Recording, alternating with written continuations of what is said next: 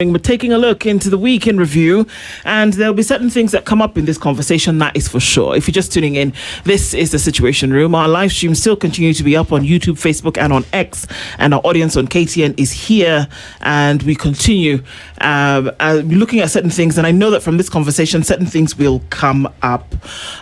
We will then take the week in focus. What are the things that happened? I mean, it looks like so long ago, but imagine it was just Monday, and when you ask yourself, okay, so all of this happened this week? Yes, it did. And to allow us have that, rather to enable that conversation this morning, Abok Elisha is a political analyst and a governance expert, and he's here with us this morning. Good morning, Abok. Morning. Karibu sana. Yes. Thank you for being here today. We'll be joined in a short while by Anthony Karumba this time. Hopefully all good. He's president of the One Tribe, One Nation Gen Z movement. So he'll join us in a short while as well. So the week in review is what we're looking into. But before that, let's start the conversation.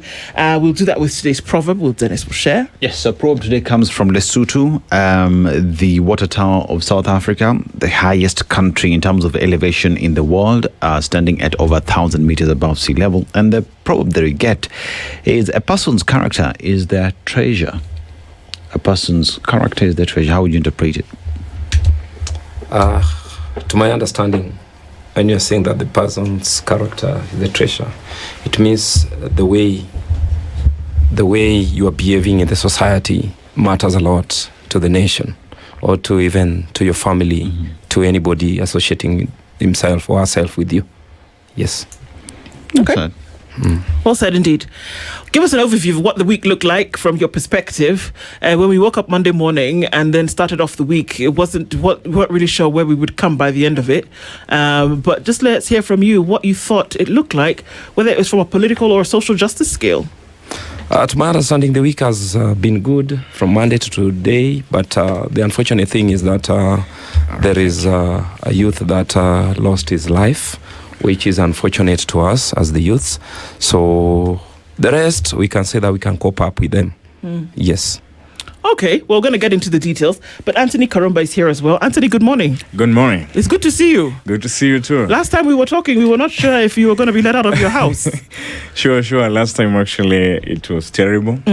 But we thank God that we are here this morning. Karibu sana. Asante. And thanks for joining us. Thank you. As we get into this conversation this morning, just, about giving us his rendition of what he felt the week looked like. There are a number of things that have happened this week. And yes, unfortunately, a young person was killed in circumstances which are still unclear to folks.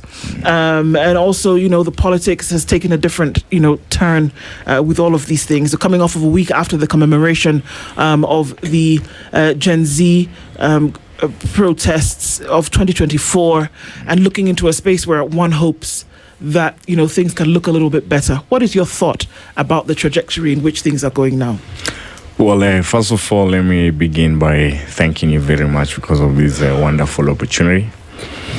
Secondly, I must first of all thank you in person together with Dennis because and your Evelyn, the director of the show, because of how you intervened in my case last week, and coming out to what is happening. Actually, it's very much traumatizing to see we are losing young people. For us, we are losing votes.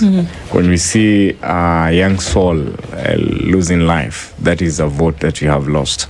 And it's quite worrying because looking at the circumstance under which, like for instance, this case that we have of Cecil Odhiambo, this is Oma, yeah. It's something that we've been talking about again and again, about exploitation of the young people by some of the leaders, some of the politicians, because following into the details in terms of what happened is that these people were in a meeting whereby the guy, his role was specific to bring other fellow young people in the meeting, and then after the meeting we had this altercation because of the agreement of the money and all that, and then leading to the loss of such a young person. And I think first of all we condemn the act because I don't think at any point we should lose a human being because of shillings or some petty cash and handouts that actually they are being given. Because if here they're talking of things like 10,000, surely you see, even if it's how much amount of money, it's not really making sense to lose such a person. But again, also it's a lesson to all the young people that, of course, those people that you're following in the name of politicians, so that you can get handouts, definitely they don't love you. All they need is a value that you have, or else a service, maybe for PR purposes. Like in such, they needed to have numbers, and the gentleman was used. Then after that, it's like a beautiful girl who is actually somebody looking at her, and then once you achieve whatever you want, you have left. And as young people, we are a generation that is capable, a generation that is a bombshell, and therefore limiting or reducing ourselves to the level of being used as people of handouts, it's actually taking us to a very, very low stupid. Then also, secondly, I must admit that we as the Gen Zs, first of all, I congratulate ourselves all over the country because of not showing up in demonstrations of 25th, as we agreed. This is a discretion that we reached to. It, of course, had a lot of views from the people. People are actually like shocked. Why is it that this time round we are used to you guys going to the streets? Why again have you come out to say that you're not going to the streets on 25th? And indeed, we never came. But it's specific. We looked at things in a very candid way because it was all about our lives.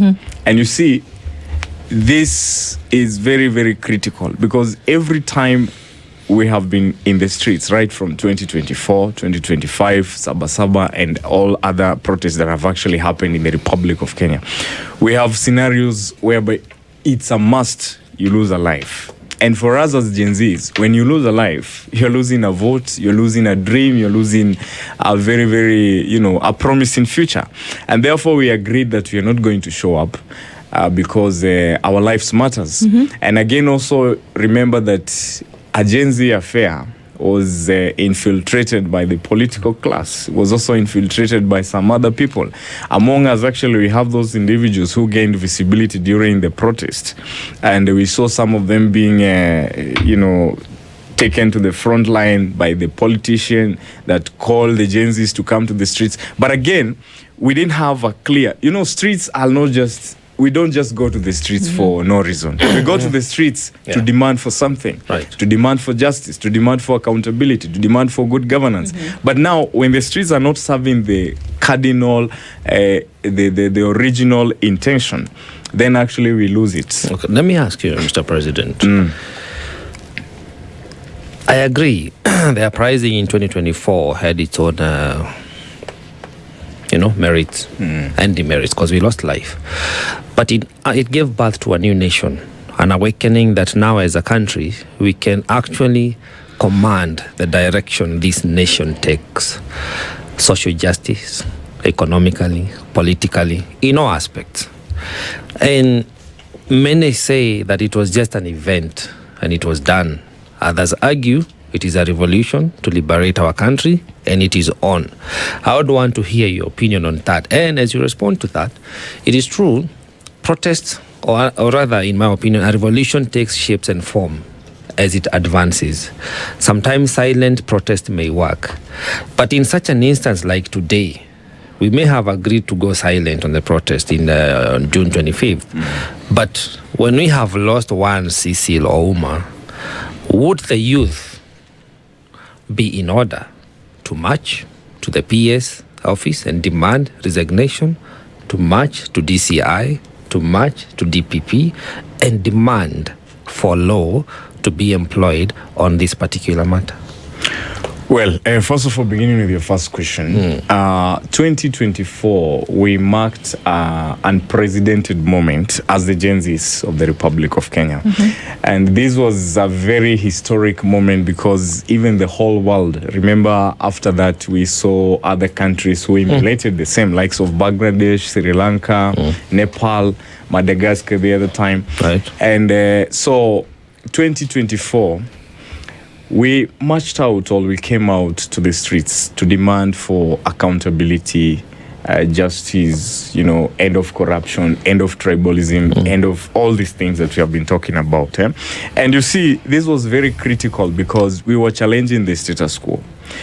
Gen Zs, we are a generation that is not really political as people view us. We are a political people who are just conscious of the matters of their country, matters governance.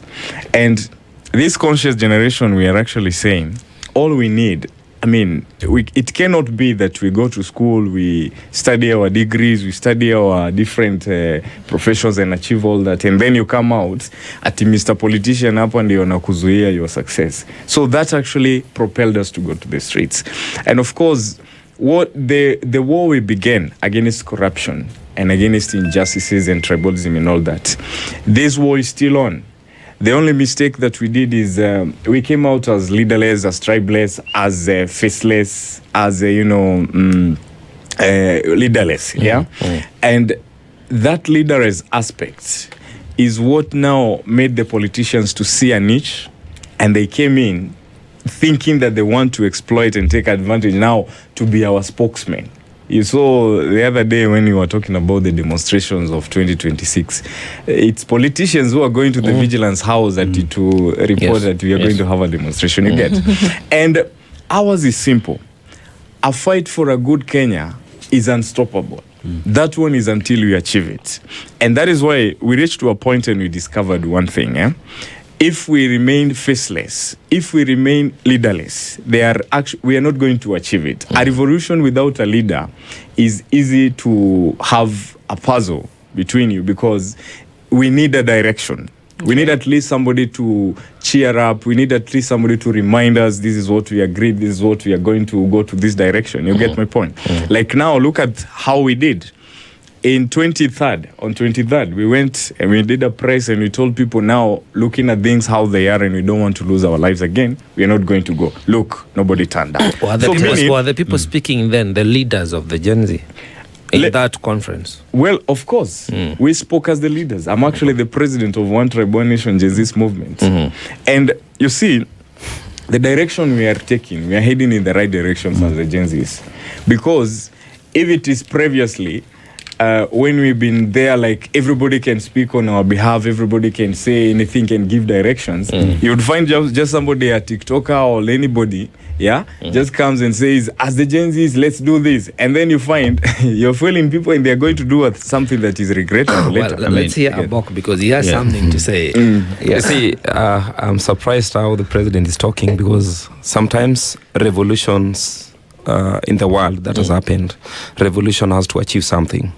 But for us, the revolution that we saw in 2024, it didn't achieve anything, as per my understanding. Sure. And it was something that was cooked by politicians, and that is the reason as to why they were calling it faceless, leaderless, rudderless. Because just a moment, I gave you your time, so just give me my time. Proceed. You see, I understand if you can actually overlook now revolutions or the fight to just government, just society has been happening into the nation. After all, we fight to the street until we actually achieve something. Like when we went to the street the other time when we were fighting for the constitution, we achieved the constitution. Today, the Gen Zs, people can quote that Article 37, give us the authority to go to the street. They don't know how that fight started and how that fight ended. That fight actually consumed more lives than the Gen Z. The Gen Z's one was it consumed only one life. Right? What? No. It consumed, what I'm saying, it was only a revolution that was conducted on only one day. Many people were killed compared to these revolutions that has happened. Is that right? Is that not? No. Losing even a life. And that is the reason that's why I started here. That this week started well, but it ended bad because we lost one life. Losing one life, it is paramount to in fact, it is paramount to demonstrations. Youth should go out and demand why this youth was killed. Why? And we need also to allow the independent bodies to do their investigation, to know, because me and the president or any other in this house, we cannot ascertain and we cannot substantiate what happened inside the vehicle where Cecil Ouma was. So we need to allow the authorities to actually conduct the investigations. So I wanted to tell the president, we need to have, if, for instance, we want to fight for something, we need to have the objectives, and we need also to set the timeline. When we are starting it, how are we going to end it? And how are we going to achieve what we want? But the Gen Z uprising that took place in 2024, it was infiltrated by the politicians. I was wondering, seeing old people are heading to the police officers that now they are going to commemorate. These are the people who could have commemorated their soldiers who fallen when they were fighting, not the Gen Zs. To me, I found it like it is just a mockery to our democracy, right? And we as the youths, we need to rise and we need to have an agenda. And sometimes we need to sit back, dialogue, because dialogue also can give us the best, leadership we want. I mean, when we talk about dialogue, and let's talk about even achievements of the 2024 Gen Z protest. And just like the question that Kamanya asked, is that brought about an awakening in terms of constitutionalism, governance, and adherence to the rule of law. That in its own self, one would say, is an achievement that came out of the push that we saw Kenyans were pushing on the streets. But that notwithstanding as well, one of the immediate successes we saw is that bill was actually kicked out. We will discuss about the political games that were played around and how that these clauses in that bill came back. But in the immediate successes that we saw, cabinet was dissolved, president sat down with Wananchi and had that conversation, the dialogue that we are talking about right now. But that notwithstanding, president, the buck stops again somewhere with the president, right? And as we the buck stops with the president. So even now, as we talk about the dialogue and conversations that continue, I ask myself, how genuine are these conversations and dialogue? Because on one hand, we talk about all the independent bodies to be allowed to do their work. They have the power. They need not be reminded what they need to do. It's because in one way or the other, they have surrendered their power to do that which they ought to do. The president says, no, not you, President William Ruto says, we have received this report that talks about compensation.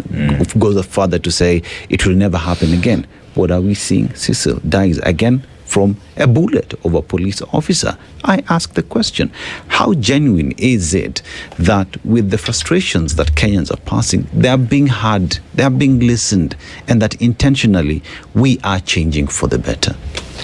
Can I interject a bit? You see, I've been a great campaigner. I'm telling our youths, we need to deviate from this politics of tokenism, because the politics of tokenism is actually making our youths to lose their life. Because when you see or when you hear what people are talking about, what Cecil was fighting for, it was about the 10K. He was given 10K, which we cannot even substantiate whether it is true. We need to sit down as youths. We need to have a candid and an honest conversation on how we want to go as youths. How do you want to go? Because everybody keeps saying, let's have a conversation, let's get... how do people actually want to go? Let me tell you. Yeah. We have a constitution. When you check at the chapter 6 of the constitution, it gives us the integrity and leadership. If we can adhere to this integrity and leadership, we can get good leaders into the office. Why? The moment today, President, you're going to vie, when you vie, people don't vet you because you have more money you give out, you dish out. So people will elect you because you're dishing more money out to them. So if we can deviate from this politics of tokenism and start using the chapter 6 of the constitution, we vet, who is this guy? Where did you came from? What have you been doing? Why do you want to lead us? From there now we will be having a honest conversation. But what I'm telling you today here, and you will mark this, even if Jesus come today and we are not going to change our ways on how we are going to do our politics, we will still end up with bad leaders. today, the way you have said in the finance bill of 2024, it was not the president. It was about the members of parliament, because this bill, if you can check the way this bill is prepared until the last moment, it passes through the members of parliament. These are the people who failed the nation, because they are the people who passed this bill. And the moment president called for a press and said, now we are going to recall the bill, they are the people who surrounded the president clapping. So going forward, in the next election, next year, we need to vet. We need to have the right leaders who can represent, who can legislate, and who can oversight. I reckon that even when you talk about the origin of the bill, the president, we know where the bill comes from. Yep. It comes from the ministers and cabinet, and the president chairs the cabinet. Before we deviate from there, there's a very, very cardinal point that I have actually heard from you. You see, I come from a medical background. Okay. And in the medical background, there is one thing, a principle that works very well. And that is why doctors say it's either you're getting to the patient to save the patient and you qualify. Like, the principle is simple, no guesswork. It's either you know or you don't know. And you see, as young people, that is where we have had a problem, because I always tell people, if you are not part of the solution to a problem, then you're part of the problem. Look, we've been talking about, everybody goes around saying, we need to, we need to, we need to. When are we going to do it? That is why I have told people, as young people, Gen Zs, number one, if we wait for somebody to come and do that thing that we're always talking about, it will never happen. And because we are the vision bearer for a better Kenya, we are the ones to do it. And it must begin from somewhere. You see, when I came actually first and began a One Tribe, One Nation Gen Z movement, people called me Moses. And of course, you see, the things we are doing, we are headed somewhere. When we can have a consolidated voice as the Gen Zs, not everybody coming from there, so that we are going to be in a position, if it is like, for instance, this finance bill that has just come, finance bill has come, then people, if you have a problem, we need to have our own structure and our own, our own order that actually we can canvass it. If it is the experts, as the Gen Zs, we discuss it, we agree. This bill, we have a problem with it, we have a problem with this, and how are we going to approach this? Because even us, and we are going to do this, you're going to watch this, moving forward, actually, you'll see us rise, and we are going to make sure. The war is not over. You'll see what you are about to unveil. You see, if we have a good order amongst ourselves and say, this is how we are going to do it, and even moving forward towards 2027, you see, without our own order, I'm telling you, these are birds of feathers. It's not about sloganeering of one term, of two term, and the rest. You see, now, Gen Zs, we reach to a point, and it's like we almost lost the direction because of being leaderless. The aspect of anybody and everybody coming and speaking on our behalf. Can I ask, this movement that we talk about, is it an age movement? No. Or is it that Kenyans are looking for a change, and it just happens to be people of a particular age that came out and said, it is our time to move it? Because it seems as though what we are doing is segregating the desire for change to the Gen Zs. What is it here that we're talking about? Well, first of all, let me say, it is not segregating anybody. Kenya belongs to all of us. It's only that the idea and a dream for a better Kenya began with the Gen Zs. Did it? And of course, the idea for a change began with the Gen Zs. That is from 2024. Or was it an expression? Because, be careful, I'm asking. Did the idea of change start with the Gen Zs? Or did the overt expression of that change start with the Gen Zs? There's a very big difference between the two. Yes. Let me put it this way. You see, what happened is all the generations, of course, based on the status quo then, everybody was admiring for a change. But you see, the people who operationalized this fight, it is the Gen Zs, there we right? go. In 2024. And of course, at no point we have segregated anybody or said that this is actually for a certain age. No. As long as you're a Kenyan and you believe that we deserve a better country where we have the hospital, the health system working, the education system working, young people having employment, you see, and us doing away with this aspect of ndo upate kazi lazima you must be your second name, how much do you have, who do you know, you get. And this is not actually an age-based war, or a fight against bad governance, but it is actually holistically for all Kenyans who believes in that liberation. Actually, the best word is that liberation. And you see, what has been happening, fact that you hear us every time talking about Gen Zs, is because when we rose in the streets in 2024, it's majority of us who lost their lives. You had how many Gen Zs we lost in 2024? How many Gen Zs we lost in 2025? So you see, because we started this, we have to make sure that we finish it. Yeah. Well, Abok. Yes. Clearly, there is a sort of a consensus that we need a better nation, that we are not doing well. However you define that, we are not doing well as a country, we are not doing well as a people, and therefore we need to transform. We need a paradigm shift. If we continue with how we've been doing our politics, how we've been governing ourselves, and how we've been financing that governance, we are only growing ourselves into poverty in very many multidimensional ways. So there has to be change. We seem to agree on that note. The question is, how do we move from where we are towards a trajectory on where we desire? Because amongst you as a youth, there are those who are still saying, no, let's have a continuation of this regime for another 5 years. You've heard that. And then there are others who are strongly saying, no, we need to change. And even as we change, we want the young people to get into these offices. The argument also from other quarters is that these young people want to get into this office because they don't have jobs. They're simply seeking to secure jobs. They are not seeking to serve the nation. So you see, there are variations depending on who is telling the story. So the question is, how do we move as a nation? Because every nation that has risen, we've been given examples of Singapore, but there are many others, rose because the people sought to build their nation, sought to assume positions of servitude. These people, I don't refer to anybody as a leader. The president is not my leader.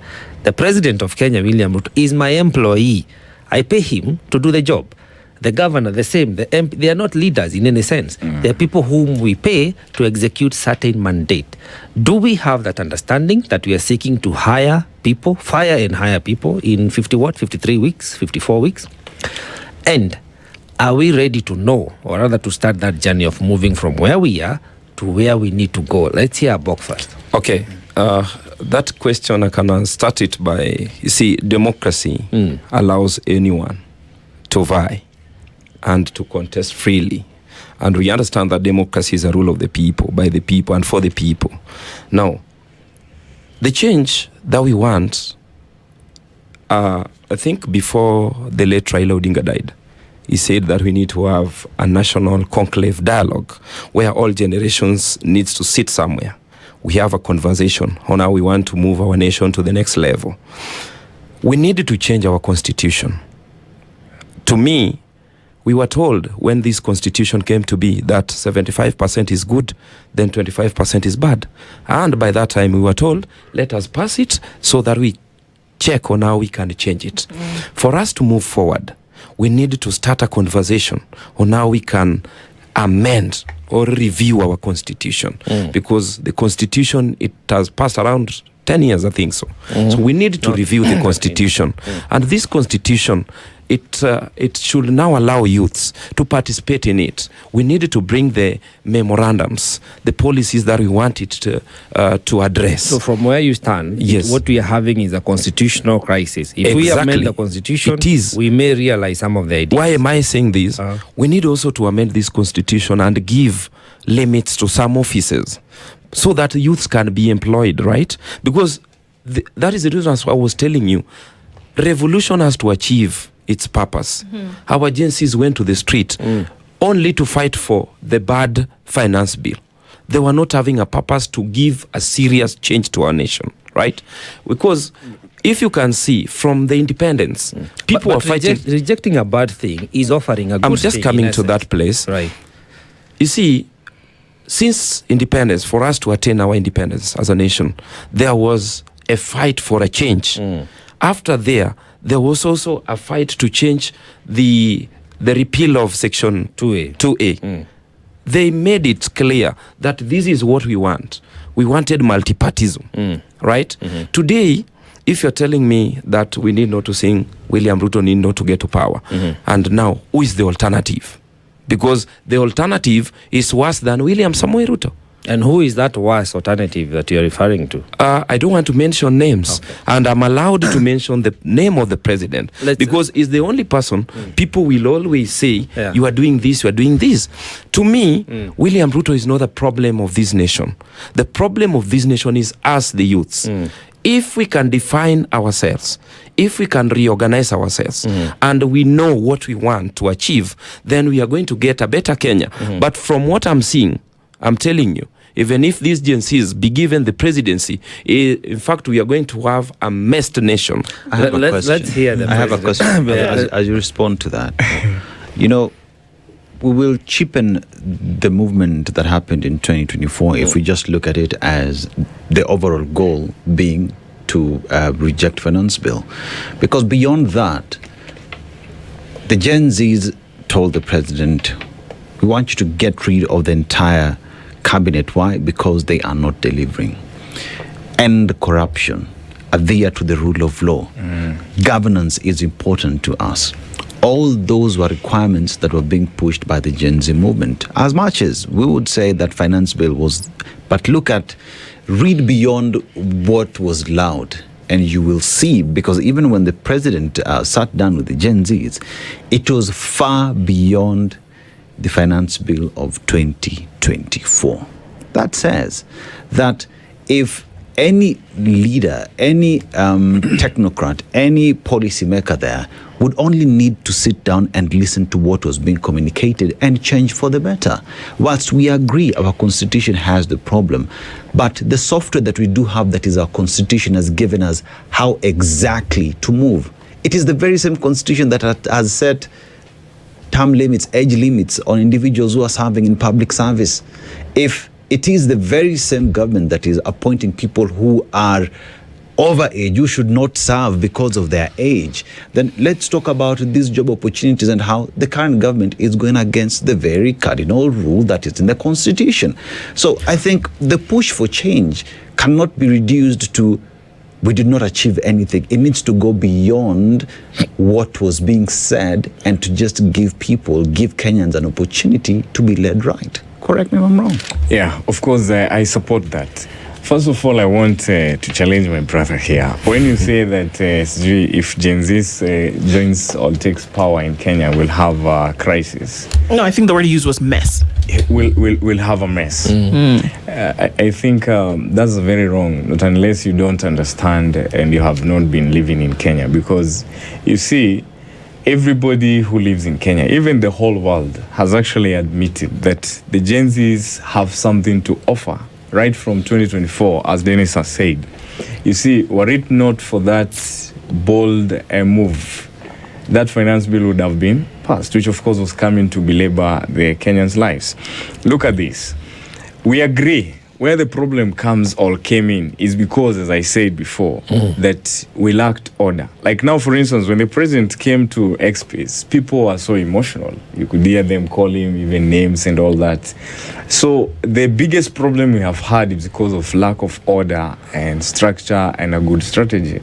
And I think those are the things and loopholes that you're trying to fill moving forward. And I want to tell you, if Kenya will have the Gen Zs in leadership, I'm telling you, our problems will be halfway sorted, because there's nothing good like when you have the vision bearers being on the table.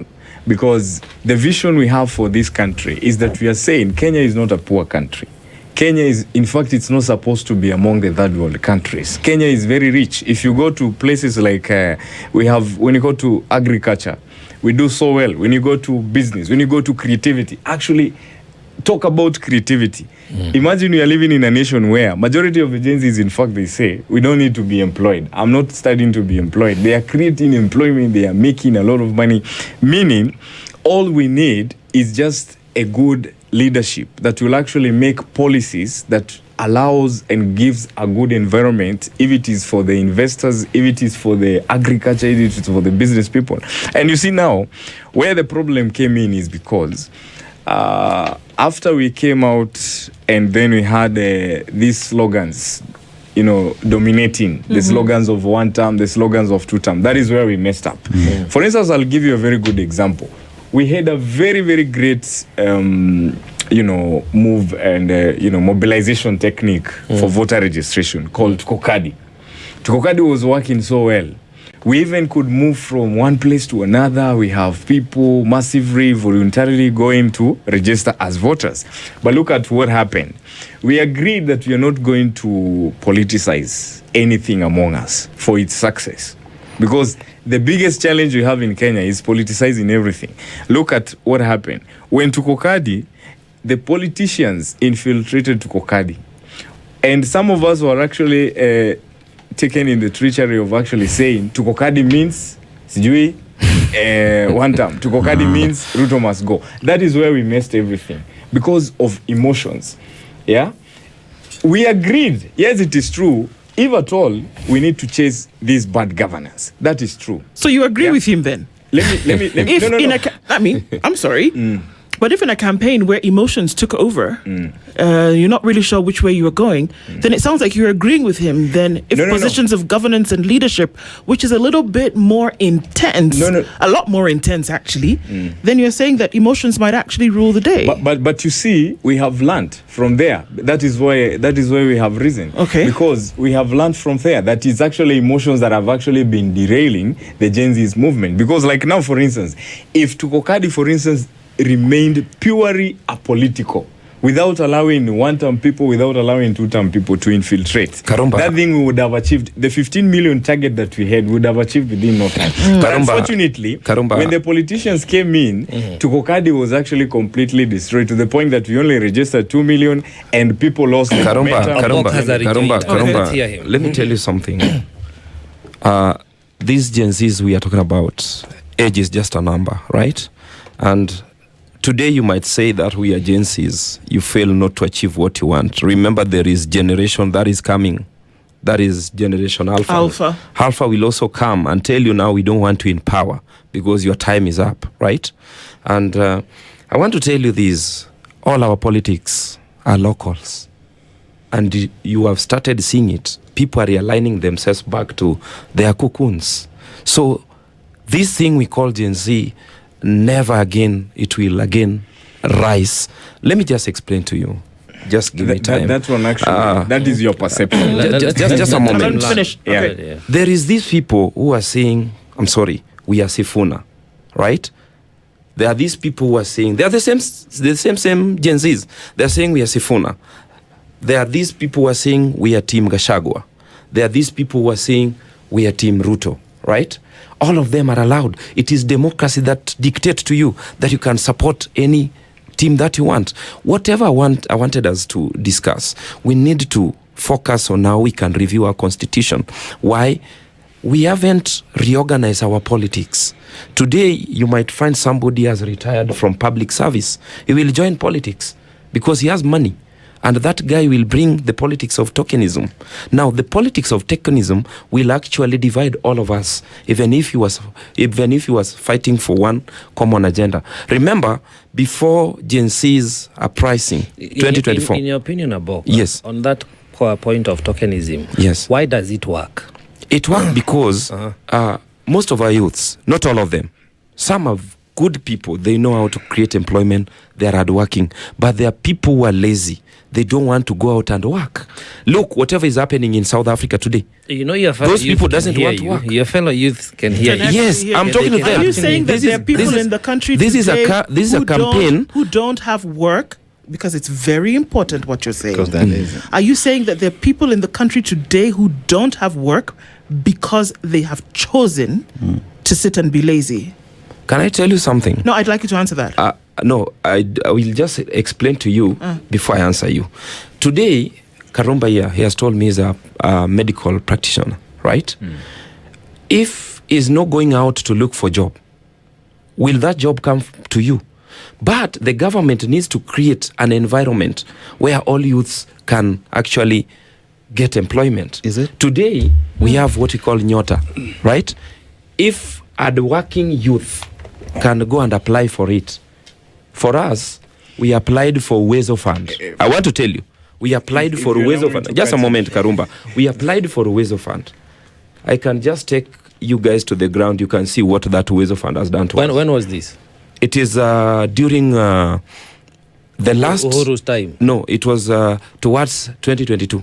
Okay. And we were given... Now, just a moment. I'd like my question to be answered. I'm still asking. Yes. If you're saying that young people who don't have work in this country don't have it because they're lazy. Not lazy. I have not said that. You used they the are word. lazy. I've just said You said lazy. Some. I've not quantified. I've not said all of them. That's I'm why I just said saying some. Few. They don't want. They want it to be brought on a silver platter. There is nothing. Even you wake up in the morning to come here for you to work, for you to be paid. I'm just saying the government need to provide a good environment for our youth to thrive in terms of employment, in terms of business.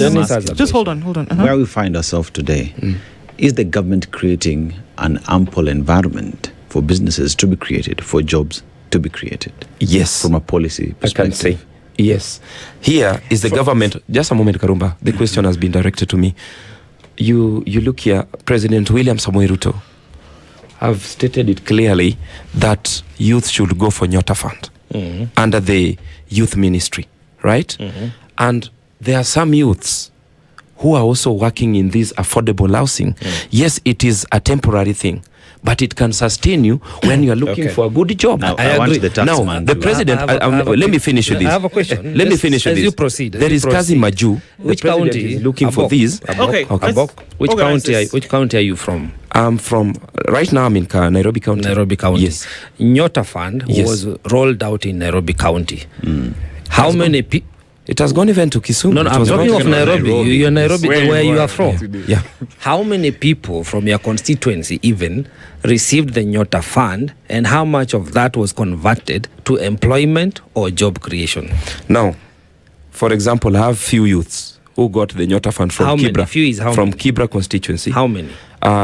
Around 5 who got the Nyota Fund, and there are these other group also who are given as a group, right?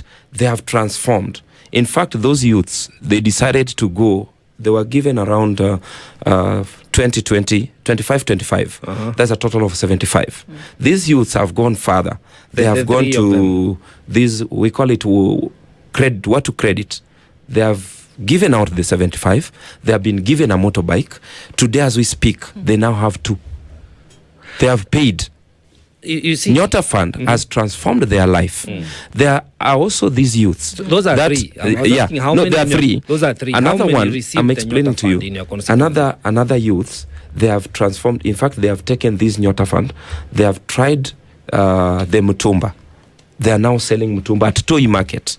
This is something that I can even tell you, and I can take you. You can see what they are doing with the Nyota How Fund. many? The question is how many? To me, I can just say there are around 10 who I know that are doing well with the Nyota Fund. Now, when you go to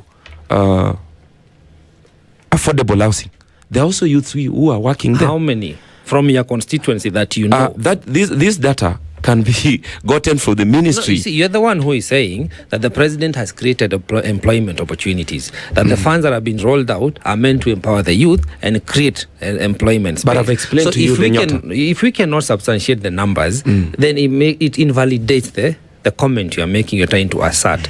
The point is this. Tokenism, you say it is because people are lazy, or some of them are lazy, that they are not going out to look for job.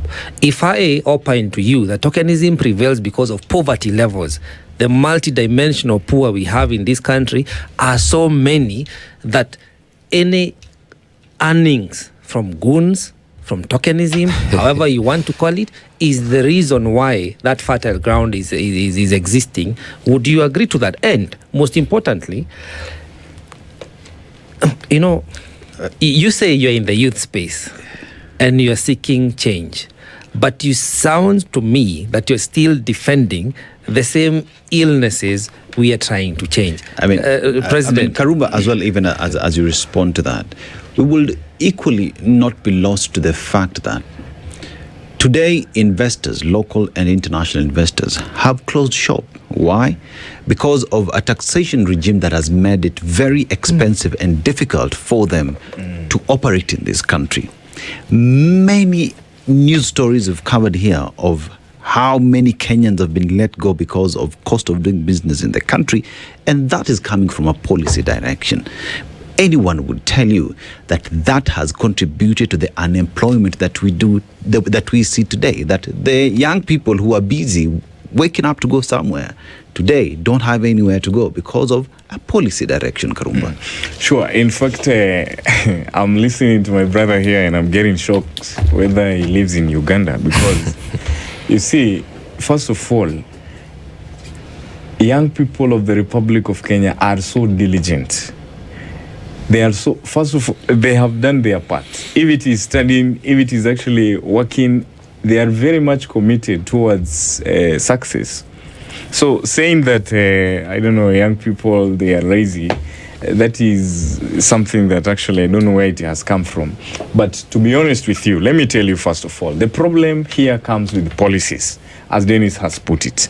Because you see, like now, when you talk about things like FDIs, the EPZ, it can, if you are honest enough that you want to help the young people with creating employment, would be actually seeing a lot of empowerment towards that side, and of course giving incentives to the foreign direct investments so that at least you can create massive employment opportunities for the young people. But instead, I would like you also to follow from the statistics how many businesses and big businesses have closed and locking young people who have qualifications to work in them. Yeah. Now, here the problem is one. We are not, majority of the young people who are getting opportunities to speak, likes of my brother here, is that they are not talking from a logic, position and a sober position. Instead, you have said it very well that, I don't know, it's democracy for you to be supporting one term, for you to be supporting two term, for you to have this candidate, Lindemann, and all that. But you see, again, if we are going now to follow the same nominals that have been there before, yeah, which have led us to where we are not going to achieve anything. Because remember, before then, our parents used to vote based on tribal lines. Mtu wetu, Mkikuyu, mtu wetu, Mjaluo, mtu wetu. You get? When you talk about the slogans like the ones which have actually come, they are making even the work of these politicians very simple.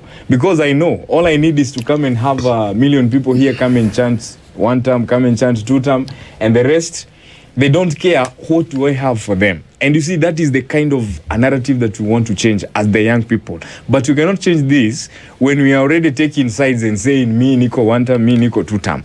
Beyond this one term, what is there? Beyond this two term, what is there? And I actually began by telling you, we are going to unveil something that you're going to see ahead there, whereby it's about the policies. It's about the principles of good governance. It's about what you have, not about the personality cars that, I come from your region. Because you see, like now, for instance, when you tell me that, two term is what is working or one term is what is working, and this is the reason why I should vote for them in 2027. For a young person seated there, have actually graduated from the university, right? They have done their part. Some of them actually were educated through loans and through all that. Yeah? You must admit, first of all, that Kenyans, they are going through a lot of things, a lot of problems. This person is looking up to the policies that you are making so that they can actually have their life defined ahead there. You get? So, before you come to reason with the aspects of saying, huyu mtu wetu sijui nini, first of all, you need to be so logical and you need to be pragmatic again. You see, in the last campaigns, 2022, we went to the mess because we depended on theories. If today you come and tell me you're going to give us 5 million jobs, 10 million jobs, be practical. Tell me, at the current status quo, the way Kenya it is right now, where are you going to get these 4 million jobs from? So Be interrogate. And be practical, because if you want to ask a question, for example, don't just can you buy a motorcycle for 75,000 shillings today? Sure. How much are you going to make on a daily basis that is going to allow you pay off that motorcycle in 6 months? And Because buy some of these another things one. have to, and buy another one and have paid up your loan. Some of these things in the current economy are just not practical, Abok, because we are talking about what we see happening on a daily basis. You are not paying 1,000 shillings on a trip on a motorcycle. What are people earning on a motorcycle? 50 shillings, 100 shillings, 300. You send it, they now have been part of commerce, so they're doing deliveries, 400. How much are you earning? And then you're still buying fuel for this same thing at half the price of what you're being paid. So let's be practical about some things here, that it is not possible for it to happen in that nature, number one. Number two, how many people are actually getting these loans to tip the scales to the place whereby we say the environment has changed so that youth have jobs? Yes. And this cuts across, actually, not just in the, the problem is one. When we talk about these things, there are people who tend to think we are only castigating the president and the government. No. This cuts across, even to the opposition. When you come and tell us that you are the best candidate, tell us you are the best candidate and you want to make this country better economically, practically. How? Look at this. The Kenyan economy right now, as we stand, it's in crisis. We are talking of an economy where we have a debt of 13 trillion. Yeah. Now, our revenue is actually 3.8 trillion. The budget is 4.82 trillion. We have a deficit of close to 1 trillion, right? So, meaning, by the time we are getting to 2027, the debt will have actually risen to almost 15 trillion, right? Now, I want to see this candidate moving forward that will come and convince me in an economy where we have a debt of 15 trillion Kenya shillings. I will do this to help the youth get job and to also improve the economy. Well, I'm not overtaxing, I'm not belaboring the Kenyans in paying taxes, and still I'm maintaining the economic stability of the country. All right. My challenge. Our time has actually come to an end, but really quickly, in 10 seconds. I wanted to summarize this. I've said it and I will reiterate it. Our problem as a nation is the constitution. We need to revive this constitution so that youths can be factored in. Number two, the people who are in opposition that are now telling us, the people who are in government, it is just the same animals changing their clothes and rebranding. Okay. For example, the former deputy president, he was in the government. Now he's in opposition. He's now telling us that is the saint that is going to save us, which is a lie. We need to start a serious conversation, not only on radio stations, not only on media, but we need to get it. We need to get action. Anthony Karumba and Abok Elisha, thank you for joining us this morning. A week in review, but obviously a lot of issues that still need to be looked into. Thank you for being with us this morning. Asante Nisana. Thank you for everybody who was with us in the Situation Room this week. Another week done, dusted. Let's see what next week has in store. Have a good weekend. And look forward to more listening here on SpiceFM through the weekend. Good morning. This is the Situation Room, the only way to start your day.